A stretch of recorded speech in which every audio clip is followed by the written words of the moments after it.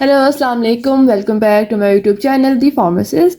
सो last lecture में हमने अपना किया था पेयर्ड, ठीक है, पेयर टी टेस्ट किया था, उससे क्वेश्चन सॉल्व किए थे। अब हम फर्दर से क्वेश्चंस देख रहे हैं, प्रैक्टिस क्वेश्चंस, ठीक है, ताकि आपको जिस भी तरीके से क्वेश्चन आप सॉल्व कर लें। यकीन करें सबसे आसान जो टी टेस्ट है वो पेयर्ड है, ठीक है, बहुत इजी है, बहुत उसको आइडेंटिफाई करना बहुत आसान है, उसका फॉर्मूला बहुत आसान है। सबसे आसान टी टेस्ट में पेयर्ड ही है। ओके, सो अगर आपको मैं ये वाला क्वेश्चन दिखाऊं, इसमें क्या लिखा हुआ है, a certain stimulus administer to each of the 9 patients result in the following increase blood pressures. Okay, 9 patients हैं, ठीक है, और हमें 9 पेशेंट्स का ब्लड प्रेशर दे दिया गया है। Can it be concluded that blood pressure in general is increased by administering the stimulus. अब कुछ बच्चे कह सकते हैं कि हमारे पास यहाँ पे 2 सैंपल नहीं दिए गए, यहाँ बिफोर आफ्टर का इफेक्ट नजर नहीं आ रहा। क्यों नहीं नजर आ रहा आपको?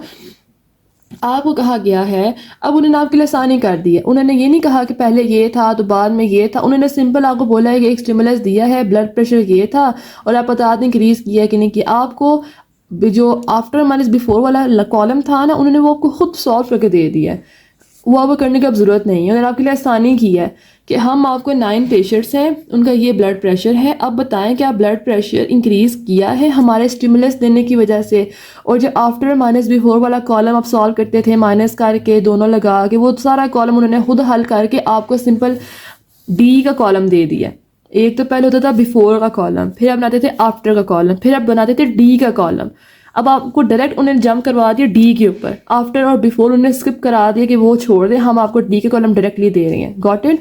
अब यहाँ पर हमारे पास इंक्रीज्ड है। इंक्रीज का क्या मतलब होना है कि हमने वन टिल राइट से हाइपोथेसिस लगाना है। सिंपल सी बात है कि इंक्रीज लिखा हुआ है, सिंपल सी बात, इंक्रीज का लफ्ज आ गया, वन टिल राइट लगा दें। तो आप यहाँ पे वन टिल राइट लगाएंगे।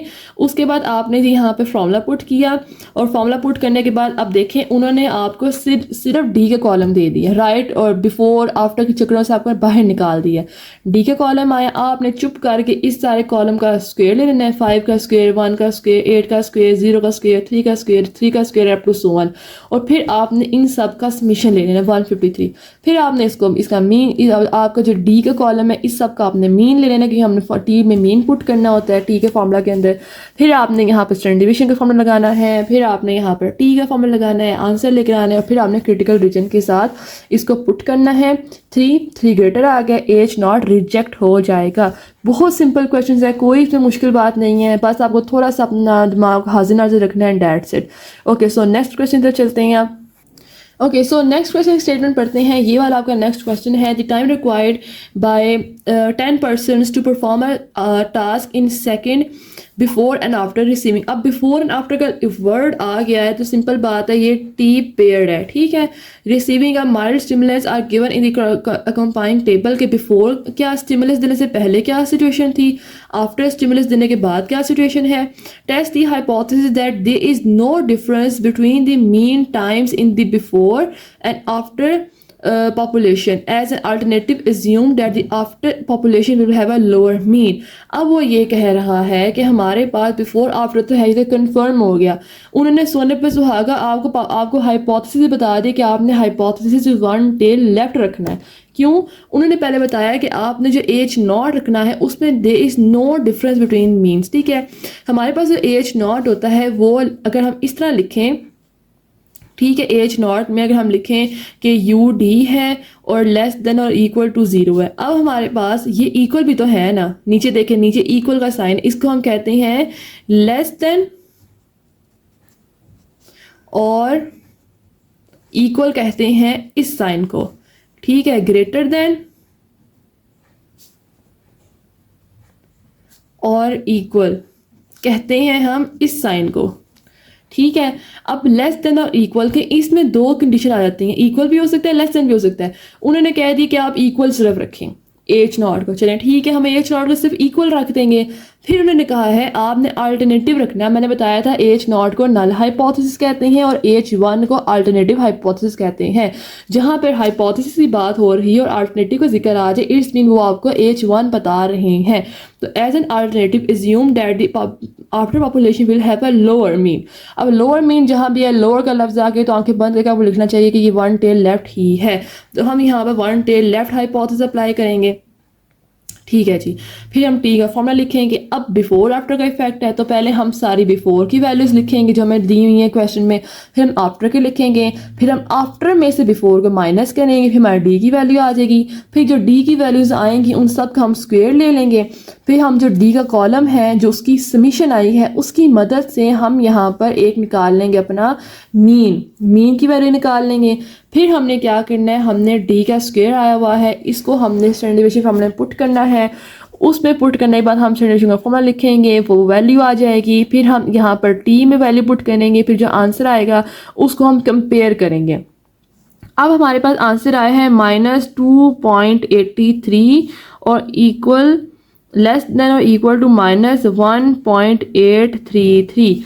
अब हमारे पास जो माइनस में इधर 1 टिल लेफ्ट मैंने समझाया था क्या होता है, अगर तो हमारी वैल्यू जो कैलकुलेटेड वैल्यू है वो टेबुलेटर से छोटी आती है तब हमने एच नॉट को रिजेक्ट करना होता है। तो अब हमारे पास जो माइनस में वैल्यू जितनी बड़ी होती है वो उतनी ही छोटी होती है और जो वैल्यू जितनी छोटी होती है वो उतनी ही बड़ी होती है। तो हमारे पास ये वैल्यू मतलब कि छोटी आ गई है। अगर ये वैल्यू छोटी आ गई है तो हम एच नॉट को रिजेक्ट कर देंगे इस सिनेरियो में।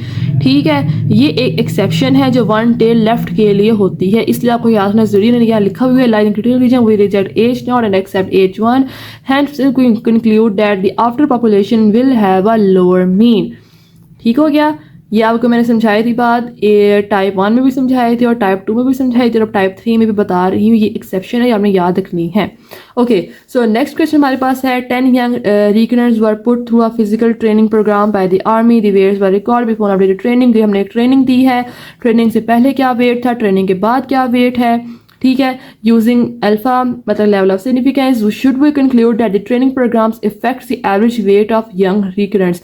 अब यहाँ पर आप देखें कि आपको ना कहा गया है कि बेनिफिशियल इफेक्ट आया है, ना कहा गया है ग्रेटर इफेक्ट आया है, ना कहा गया है कि लोअर इफेक्ट आया, बस बताया गया है कि इफेक्ट आया है कि नहीं आया है। ठीक है, तो फिर आपने टू टेल हाइपोथेसिस अप्लाई करना है।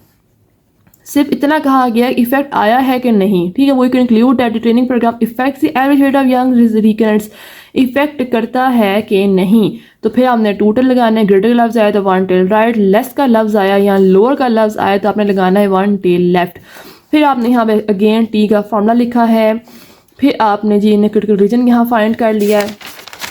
उसके बाद जी अब यहाँ पर लिखा हुआ है weight before, weight after, after minus before. इधर हमने जो वेट ट्रेनिंग से पहले था वो लिखे हैं, ट्रेनिंग के बाद लिखे हैं। फिर हमने डी का कॉलम फाइंड किया है, उसमें हमने क्या किया है आफ्टर माइनस बिफोर किया है। मैं बार बार कह रही हूँ गलती नहीं करनी कि हमने डी हमेशा फाइंड करना है आफ्टर माइनस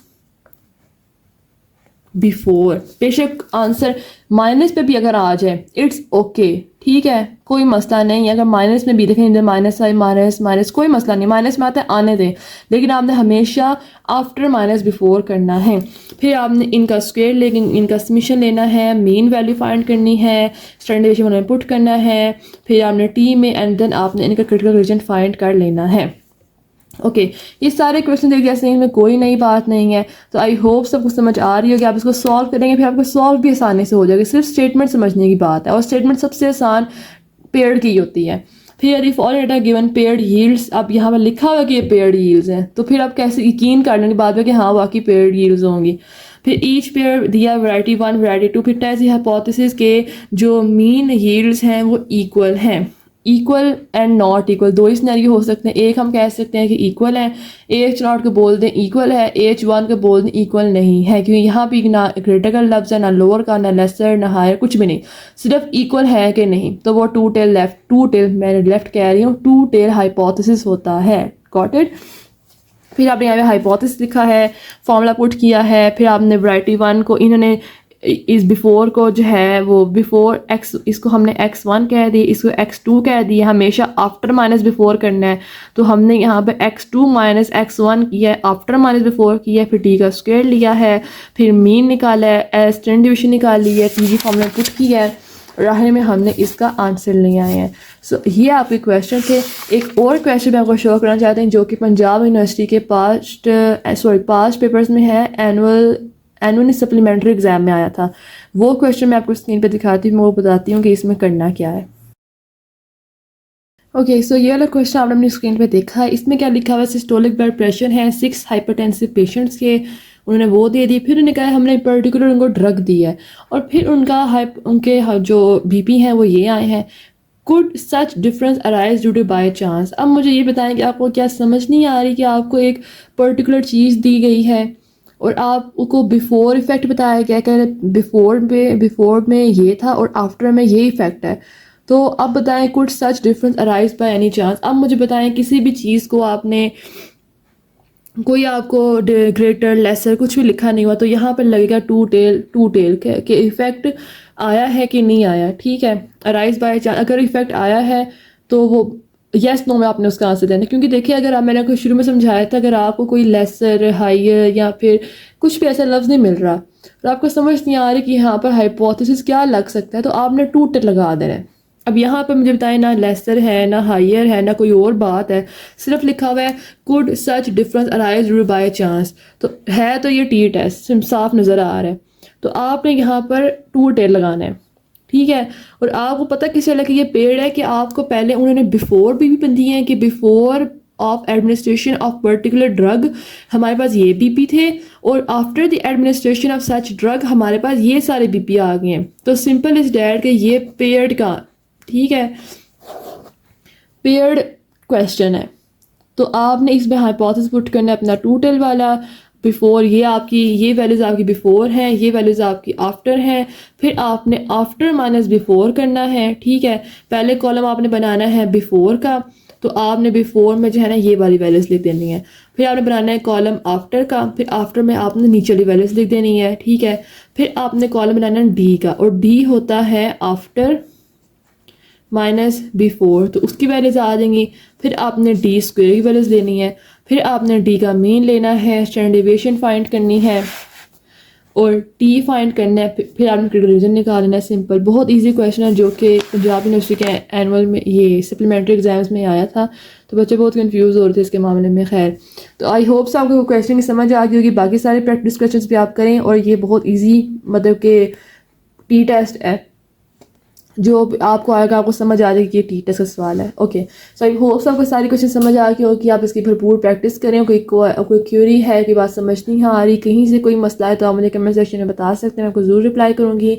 अपने ऐसे स्टूडेंट्स के साथ मेरा चैनल ज़रूर फॉरवर्ड करें, उनको बताएं, उनको सब्सक्राइब भी करवाएं, उनको बोलें कि आप ये वीडियो ज़रूर देखें क्योंकि ये वर्थ इट है। आपका टाइम बिल्कुल मैं ज़ाया नहीं करती। आई नो वीडियोज़ लंबी होती हैं लेकिन वो लंबी इसलिए होती हैं कि एक नल से नल बंदा, नील से नील स्टूडेंट भी है वो भी पिक कर सके बात को। सो आप ज़रूर इसको समझिएगा और दोस्तों फॉरवर्ड भी कीजिएगा। तो आपको मैं नेक्स्ट वीडियो में हम काइस के स्टार्ट करेंगे और फिर best of luck for exams and good luck. Allah हाफिज़।